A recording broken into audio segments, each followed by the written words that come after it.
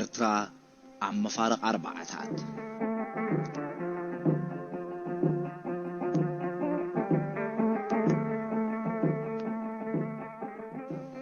دحرو على باريس مصعد الإيرترا خاب إيد بريطانيا نابتن نسات تركبن 4 حيالات تمحلالفه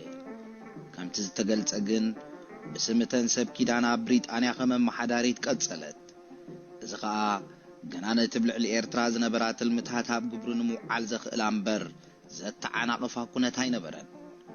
وتهدراو من محدار بريطانيا ناب إيرترا زت أتاتو بزح صبق نقرات كم تمهرتي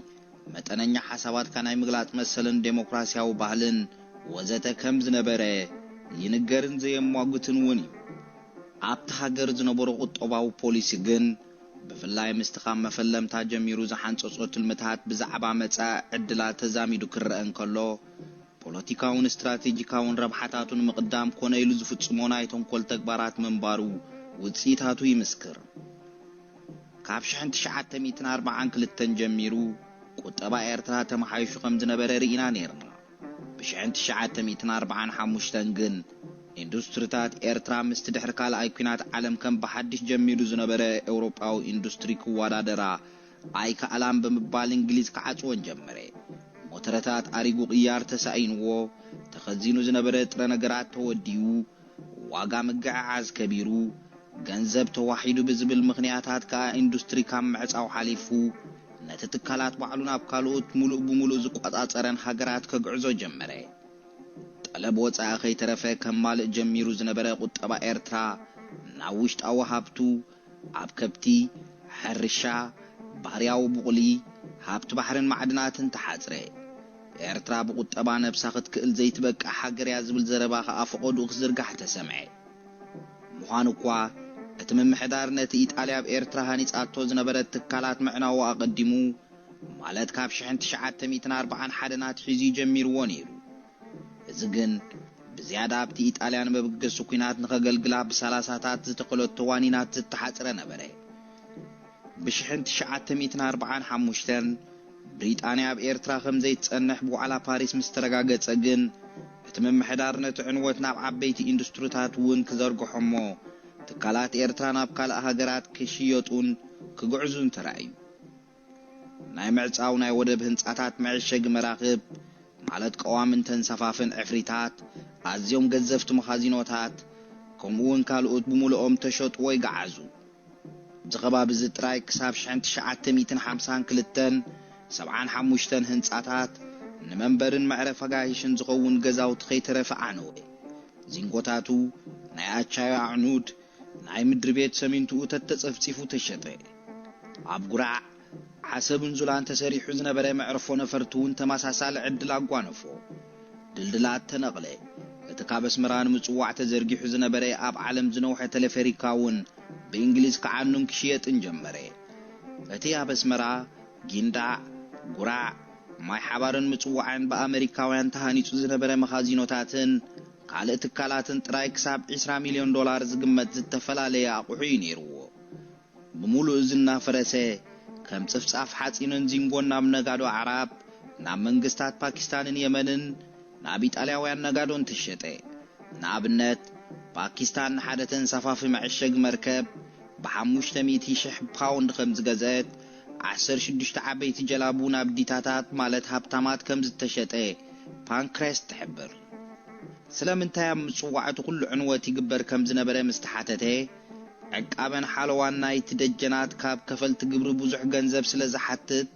ከፍርስዎ ከም ዝወሰኑ ሓደ እንግሊዛዊ በዓል ስልጣን ብ1947 ገለጸ ከፈልቲ ግብሪ ማለት ዜጋታት ብሪጣንያ ምዃኖም ብኻልእ ኣዘራርባ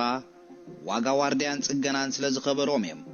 እንግሊዝ ነቲ ሚልዮናት ኣቕራሽ ዘውፅእ ምንጭቶት ዝተዓጻጸፈ ሚልዮናት ኣቕራሽ ክኸውን ዝኽእል ዝነበረ ትካላት ዘፍረስዎ ከምኡ ደኣ ክኸውን ተደልዩ እምበር ኤርትራ ብቁጠባ ነብሳ ትኽእል ዶ ኣይትኽእልን ዝብል ሕቶ ክንድቲ ማእከላይ መካትዕነት ብክኸውን ዝግባእ ኣይነበረን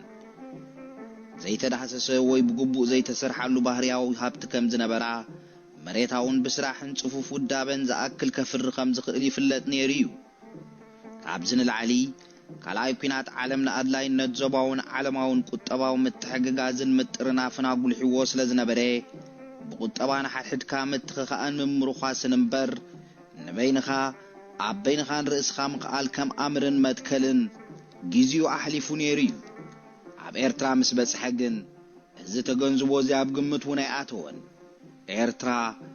دخا نفسها زي تخون زبهالنا بشرحو يتغيرون نيرو كبهالي كال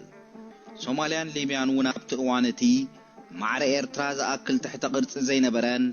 كم إرترا وندخاتات كنسان باتي إرترا تخصصو زنبرت متأم بدخنت هاي تخصصان عايتو وانجلانون اتفردن بقار عب قطباو مسرتات تهاجرن كاب قبوتن تانن زتبقس زي كونه نبوليتيكاو مخصبات بريطانيا زوها بيزنبري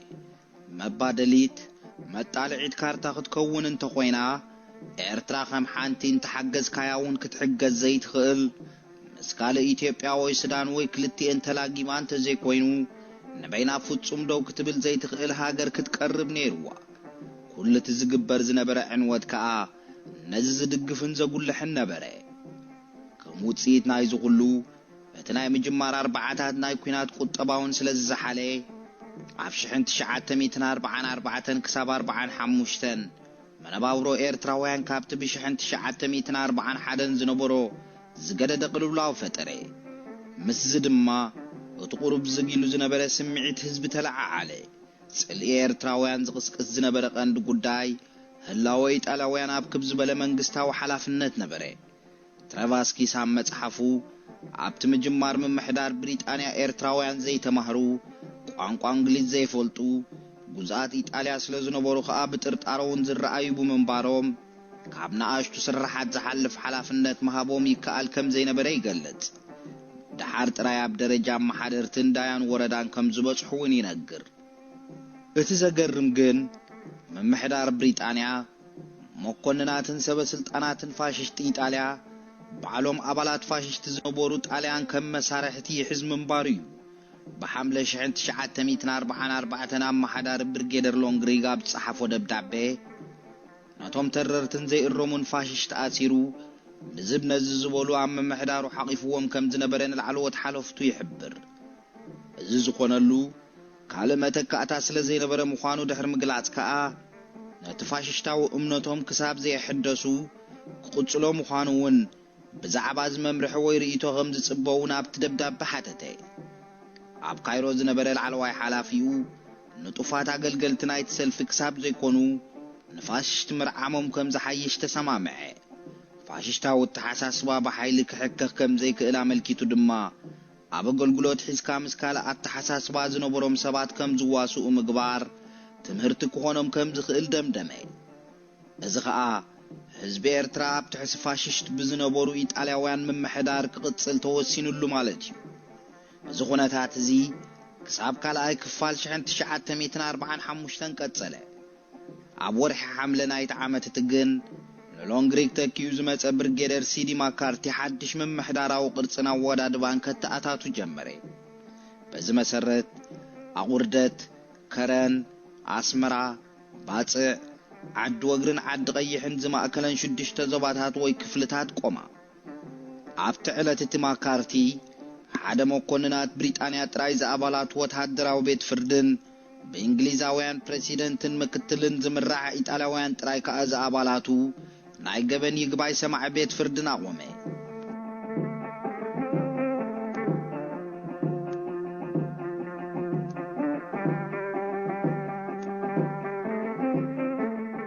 بزي كازي أب كلنا وراجاتات زغلغلو حستات كلتا 250 زخونو دايانو أبيات فردن ورداتاتن إرتراويان عم حدرت ورداتات ون سيامي بسم نوتا بيليز فلوتو دكبات تتصوعت وراجاتات ون روحي زيوم ناي مشمقال ويموكال مبر كالم محداراو سلطان زينو بروميم ترافاسكيس كم زغلوصو إرتراويان مجمرتا جزي بزيت إزاز غزات إعمامات زمناو منغست كسالو تعدل رخبو نايت آليان رزيدنت ويام محدار وردا كابت هزبون الصلاتن رحقاتن زنبرو عبزوان ذكربت منغستن هزبن تراي تمهرتنا غلغلوت طعنان بمطنو صفحفه ቋንቋታት ትግርኛን ዓረብን ቋንቋ ጣሊያንና ተከኤ ከሞግዓውያን ናይ ስራሕ ቋንቋታት ክቅልቀላ ጀመራ ኮታ ፖለቲካው መናወራታትን ተንኮላትን እንግሊዝ ብዘይገድስ ኣብ ኤርትራ ሓደ ኤርትራውያን ዝሳተፉሉ ሰረት ምምሕዳርን ፍርዳዊ ስርዓትን ክቀውም ጀመረ ሕጅውን በተደቀባት ዝዋስእሉ ዝነበሩ ጽፍሒ ትሑት አትልዓለዋይን አገዳስን ከአቢ ጣሊያውያን ዝተታሐዘኳይ እምበር በአወንታ ክረአ ዝከአለው ጢያም ምሕዳራዊ ስርዓተ ፍትሐዊ ትምህርታውን ካለ ማህበራውን ህይወት ኤርትራውያን ተቀልቀለን ሰፍሐን ኣብቲ መጀመርታ እቶም ምሕዳር ብሪጣንያ ዝሸሞም ዝነበረ ደቀባት ልምዳውያን መራሕቲ መሳፍንትን ሹማትን ነበሩ ጸኒሑ ግን ብፍላይ ከአብ ከተማታት ትምህርትን ተዛማድ ብቅዓትን ብዝነበሮም ሰባት ክትቆም ስለዝጀመረ አቃውሞም ብመጠኑ ተቀየረ እዝን ምልመላ ሓደስት መሓደርቲ ዳያኑን ካልኦትን አባላት መንግስታው መሳርዕ ማለት ቢሮክራሲ ዓብ ዕድል ሃበ በተሓደ አንጻር ግን እቶም ዝትኩ ዝነበሩ ልምዳውያን መራሕቲ ይኹርዩ ስለዝነበሩ በአንጻርነት ምምሕዳር ብሪጣንያ ጸግዒ ኢትዮጵያ ንሓዙ ምንጭ ደገፋ ከግዝፉ ጀመሩ እዚ ሁሉ ለውጥታት እዚ ነባር ጽልዋ ዘሕድርን መብዛሕቱ ጠቃምን ክነሱ በተሰፊኑ ዝነበረ ቁጠባው ቁልውላው ስለዝተዓብለለ አመነባብሮ ኤርትራውያን ሓፈሻው ምረቶምን ዘይዕግቦቶምን ለውጥ ከምጽእ አይቃለን ከምቲ ተደጋጊሙ ተገሊጹ ዘሎ ቁጠባዊ ህይወት ሃገር በጣሊያንን ዓረብን ዝተባሕተ ስለዝነበረ ጽልእ ከተመኛታት ኤርትራውያን ናብኦሙን ቀንዐ ኩነታት ገጠሩን ካብቲ ናይ ከተማ ዝፍለይ ነበረን ምሕዳር ብሪጣንያ ምልዕዓል ትግረን ምህዳእ ግዛአት ሽማግለ ብምሕዳር ቀቢላውያን መራሕትን ምትካ ምስ ታሪኽን ወለዶን ናይቲ ብሔር ዝፈልጡ ዓበይቲ ሚይት ይቕጽል ነይሩ እቲ ናዕቢ ግን ብፍላይ ኣብ ሳሕላይ ሃደን ኣብ ምዕራባዊ ቆላ በቲ በዓል ሙንጣዝ ዝምራሕ ዝነበረ ምትህርራም ቤን ዓምርን ሃደን ደዋን ክሳብ ምውዳእ 1945 ስለዝተጓተተ እቲ ዞባ ቅሳነት ኣይነበሮን ኣብ ከበሳውን እንተኾነ ልሙዕ መሬት ንቀለብ አውሮጳውያንን ናይ ወጻኢ ዕዳጋኒ ውዕል ስለዝነበረ እቲ ህዝብ ናብ ጥሜትን ሕማምን ወደቀ መሬትን ሕዛእትን ተዋሒዱ ምሽማው ስለዝሰዓበ ሰላምን ፍቅርን ህዝቢ ብነገርን ሓሓሊፉን ግጭታ መንጎ ዓድታትን ቀቢላታትን ተበላሸወ ኣብ ኩናት ዝተሓብአ ብረት ወፀ ሽፍትነት ዓመረ ስርዓት ብህውከትና ተተክአ ኸደ ምምሕዳር ብሪጣንያ ነዛ ሃገር ለኻው ስእነት ቅሳነት ከዳቁሶ ይካለን ወይ ወና አይደለን በአንጻሩ አሞንጎ ትክልተ ፖለቲካው ዝምባለታት ናጽነትን ሕብረትን ነገር ዘጓሃህር ስጉምትታት ይወስድ ነበረ አቀዲምና ንደጊያት ተሰማ ማዕረግ ራስ በመሃብ ነትናይ ናጽነት ወገን ዝደገፈ ከም ዝመሰለ ሪኢና ነርና አውሽቲ 1945 ግን አንጻር ናይ ዝመስል ስጉምቱ ወሰደ ምክንያቱ አበዲስ አበባ ፕሬሲደንት ማህበር አንድነት ንዝነበሩ ገብረ መስቀል ሀብተ ማርያም አበስመራ አንቃሳቃስን ወዳብነት ማህበር ንኾኑ ስለዘፍቀደሎም ደንበ ሕብረት ሓደ ዓብ ጉንዖ ረኸበ ነዚ ፍቃድ እዚ ነባዓል ራስ ተሰማ ናይ ምውዳብ መሰል ነፊጉ ዝሃቦ ኣብ ልዕሊ እዚ ናይ ካልእ መንግስቲ ማለት ናይ ኢትዮጵያ ምእታዊ ነይሩ ግን ኣይከልከሎን ቁርብ ጸኒሑ በመጋቢት 1946 ድማ ኮሎኔል ነጋን ዝበሃል በዓል ስልጣን ኢትዮጵያ ናይ ርክብ መኮነን ወይ ድማ ሌዝን ኦፊሰር ኮይኑ አበስመራ ንኽነብር ፈቀደሉ ካብዚ ግዜ ዝጀሚሩ ኻና ኢትዮጵያ ንጥፈታት ኣብ ኤርትራ ጉህድና ኾነ ኸደ ገዛ ኮሎኔል ነጋ መራኸቢት መራሕት ማህበር ሕብረት ኮነት ላዕለወት መራሕት ሕብረትን ገለገደስተ አባላቱን ከምኡን ብዙሕ ሽቕለት አልቦን በጋሚንዶን ኤርትራውያን እንተጋሩን ከአ በዕንጋሎ ነጋ ክነባበሩ ጀመሩ ከሳቡ ዓላ ፓሪስ ኣብ ዝነበረ ጊዜ ኤርትራ ብዓሚቕ ቁጠባው ቅልውላው ጸጥታው ዘይምርግጋ ናይ ግዳም ምትእትታውን ዓብ ውሽጣው ምምቕቓልን ተኣቱ ነበረት ጽላኣት ጸዓድ ወይ ጣልያን ቅትለትን ስርቅን ሽፍትነትን ከትርን አቀዲሙ ኣብ ታሪኽ ተሃገር ተራእዩ ብዘይፈልጥ ደረጃ ነሃረን አስፋሕፈሐን ኣብዚ ንመጀመርታ ጊዜ መጻ ዕድል ናይ ምውሓስን መሰል ክትረኽበሉ ዝኽኣለት ጊዜ ፖለቲካው አንፈታፋሕና በለኸደ ሃይማኖት ቀቢላ አውራጃን ወረዳን ሰብ መቃቀለ ብሪጣንያ ትኹን ኢትዮጵያ ነትፍልሊ ዘጋፍሕ ዘመተ ስለዘካየዳ ኸኣ እቲ ፖለቲካ ሃገር ዝበቆለሉን ዝጥጣዓሉን ዝነበረ ባይታ ንሱ ኾነ ህዝቢ ነቲ ቁኑዕ ካብቲ ዘይቁኑዕ ነቲ ዘርብሖ ኸኣ ካብቲ ዘይርብሖ ፈሊኑ ክፈልጥ ዘኽእሎ ሃዋህዋይ ተፈጥረን ከም ልማድ አቦታቱ ንልምዳውያን መራሕቲዩ ዝኽተል ዝነበረ مبزحتهم زياتهم كل تمهرتم بسلتم بحد شنخ ررب حتاتهم دما بتخالي يمان صقام يقوامتهم سلاز نبره اتزرز نبره بوليتيكاو منقسقاسات رجز بلن سورز سردن كون አይካለን